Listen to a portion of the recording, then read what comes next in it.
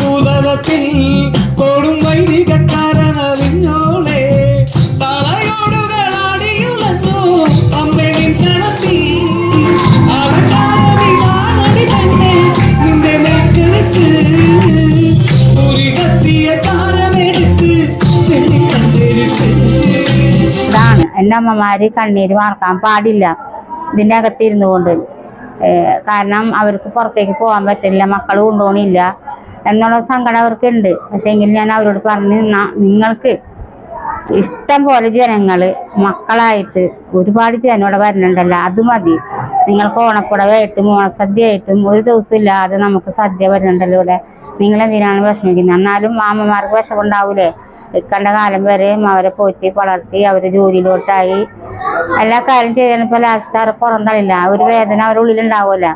എങ്കിലും ഞാൻ അവിടെ പറഞ്ഞിട്ടുണ്ട്, മക്കളെ ഒരു സ്ഥലത്ത് നിങ്ങളൊന്നും പറയരുത്, അവരെ സ്നേഹിക്കുക, സ്നേഹം മാത്രം കൊടുക്കുക. നമുക്ക് ഏറ്റവും കാണപ്പെട്ട ദൈവം എൻ്റെ ഗുരുവായൂരപ്പം കഴിഞ്ഞ് കഴിഞ്ഞാൽ പിന്നെ ഒക്കെയാണ് എൻ്റെ ദൈവം.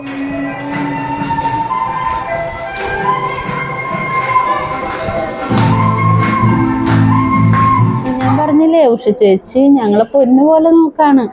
എന്നാ സന്തോഷകരമായ ജീവിതമാണ് ഞങ്ങൾക്ക് ഇവിടെ.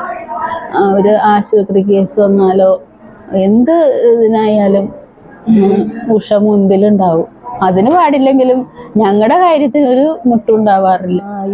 ഒരമ്പലനടയിൽ ഒരു ദിവസം ഞാൻ പോകും, ഗോപുരവാതിൽ തുറക്കും, ഞാൻ ഗോപകുമാരനെ കാണും, ഞാൻ ഗോപകുമാരനെ കാണും, ഓമൽ ചെടികൾ തുമ്പി.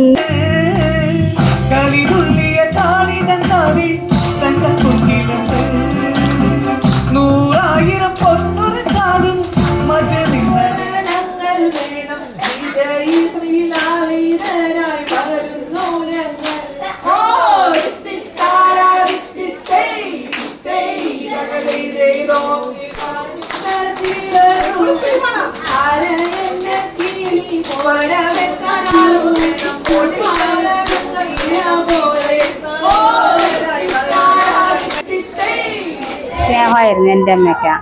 ഞങ്ങളും അങ്ങനെയാണ് കഴിഞ്ഞിരുന്നത്. പക്ഷെ ഇവരെ വന്ന ആരും ഇല്ലാത്തൊരവസ്ഥയിൽ വന്ന് കണ്ടപ്പോൾ ഞാൻ എൻ്റെ അമ്മേനാണ് ഓർത്തത്.